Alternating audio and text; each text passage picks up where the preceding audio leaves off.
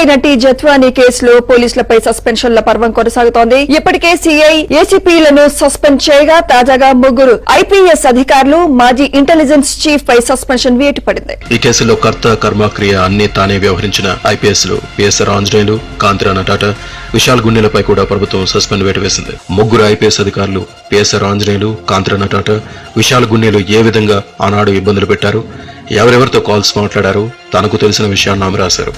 విశాల్ గున్నె అయితే తన ఇంటికే వచ్చి హడావుడి చేసిన వైనాన్ని, డీసీపీ రమణమూర్తి, ఎస్ఐ షరీఫ్లు అసభ్యంగా మాట్లాడిన విధానాన్ని ఏపీకి తీసుకొచ్చే వరకు అందరూ కలిసి తనకు, తన తల్లిదండ్రులకు నరకం చూపారని జత్వాని తన ఫిర్యాదులో వివరించారు. ఇంకా అనేక కోణాల్లో దర్యాప్తు చేసిన పోలీసులకు విస్తుపోయే విషయాలు తెలిసాయి. ముగ్గురు ఐపీఎస్ అధికారులతో పాటు అనేక మంది పోలీసులు, రాజకీయ నాయకుల పాత్ర ఉన్నట్లు నిర్ధారించారు.